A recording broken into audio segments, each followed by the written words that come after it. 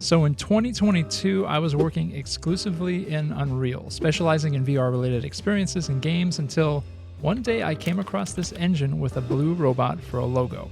2D capabilities, a custom scripting language called GDScript, so lightweight you can run it in a browser. Shut up and take my money! I downloaded the engine named Godot.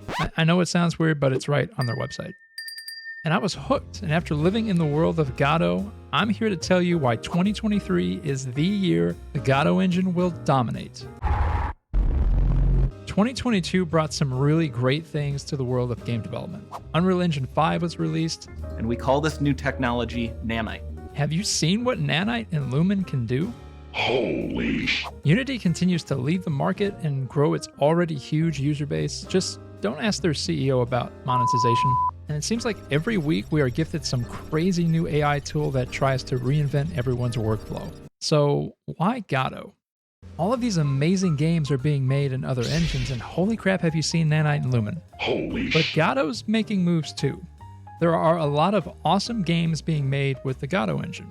I've highlighted over 80 of them in my This Week in Godot series on this channel, and there's some really creative and innovative stuff happening right now with Godot. They've transitioned away from the Software Freedom Conservancy to the Godot Foundation, meaning they can utilize broader fundraising sources like crowdfunding, create an asset store, merch, very similar to how Blender operates. And it's a good sign of maturity for an engine that's still kind of finding a place among the big boys. The Godot 4 beta is going strong, with regular updates behind a dedicated team of contributors, and we will see a stable Godot 4 release in 2023. And with a stable Godot 4 release, I believe more and more indie studios, solo devs, and hobbyists will give Godot a spin, meaning more games and projects being made in Godot, more tutorials and resources like this channel, and a larger community to provide support and new features to the engine.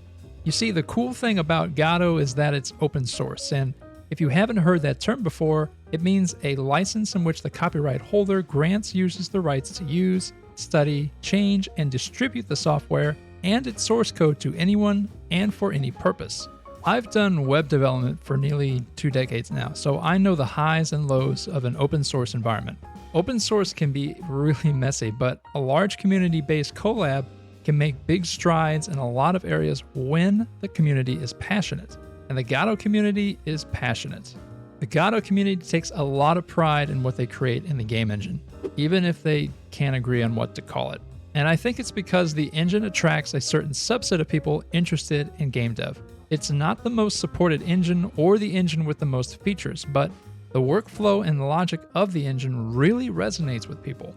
And when you have people that are truly passionate about working with a piece of software, it gives that community life. And you can see that in comments, videos, and posts here on YouTube, Reddit, and other social media.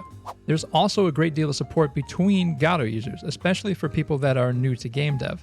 Now, I may think that the Godot engine is the engine to look for in 2023, but that's not to say that the Godot engine is perfect. There are still bugs and features the community is awaiting to be fixed and implemented, but that's pretty much true of other engines as well. That said, there are a couple of New Year's resolutions I have for the Godot engine. Number one, Godot 4 is really cool, but you gotta update or separate the documentation. Some stuff is just flat out different from 3.5 and the documentation isn't reflecting it. Fortunately, a documentation sprint is already underway, so actually add that to the positives for 2023. And two, I'd love to see a marketplace or asset site emerge similar to the Unreal Marketplace, ArtStation, or Unity's asset store for people to share resources and projects built in Godot. And I know that's coming in 2023 because I'm building a website that will do exactly that.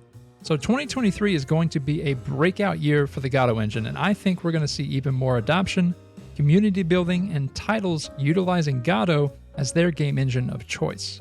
So let me know in the comments your thoughts on 2023 and Godot, and check out my Patreon and Discord to help support the channel. And if you're interested in what Godot did in 2022, check out my This Week in Godot series to see tons of cool projects being made right now in Godot.